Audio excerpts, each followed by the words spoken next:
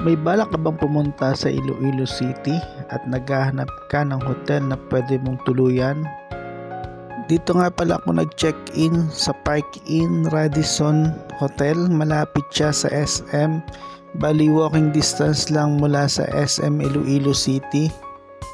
Yung harap ng hotel, yan yung parking ng SM Iloilo City. Kaya walking distance lang talaga mula sa hotel hanggang sa SM. Tara, pakita ko sa iyo ang loob ng hotel.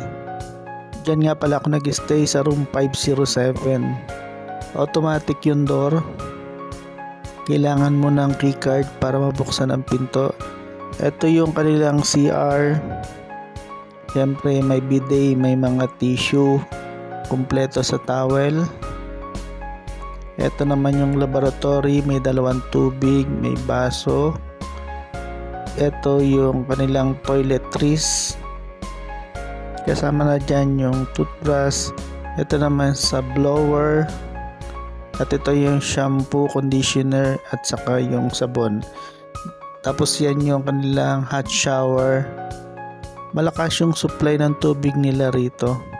Meron din silang pakape. Andyan yung initan ng tubig. May tea. Tapos pwede ka mag-refill ng tubig. Yan yung tumbler. Kukuha ka dun sa labas para sa tubig. Tapos yan yung dalawang kama para sa dalawang guests. Pwede ka naman mag-request ng additional na unan kung kulang sa iyo yung unan. Yan yung dalawang kama nila. Diyan nga ako natulog sa unang kama. Air condition itong room, ikaw nang bahala magtimpla kung gaano kalamig ang gusto mo. Meron din silang TV. Tapos sa loob ng cabinet nandyan yung plancha at saka planchahan. Then yung kanilang security box. May plastic para sa iyong laundry, may pachinelas, mayroong bathrobe.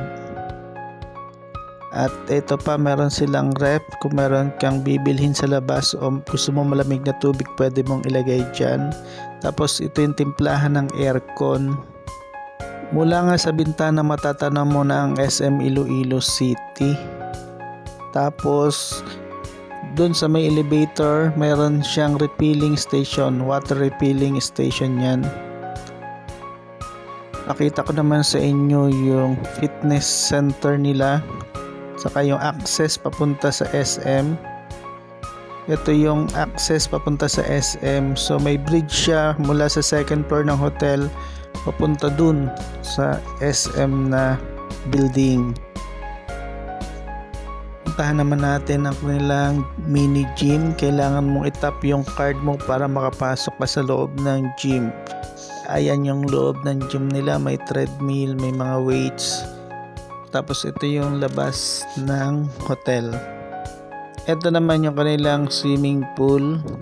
4 feet yung lalim niyan. Ayan yung pang adults. Tapos ito yung pang bata. Sa gilid ng pool yung kanilang minibar. Kaya pwede kang tumambay dyan at mag-relax sa harap ng swimming pool. Ito naman yung mismong lobby nila. So pagpasok mo ng hotel, lobby ka agad yung makikita mo. Tapos ito yung dining area nila sa breakfast. Libre nga pala ang breakfast mo dito kapag dito ka nag-check-in. Yun lang. Thank you for watching.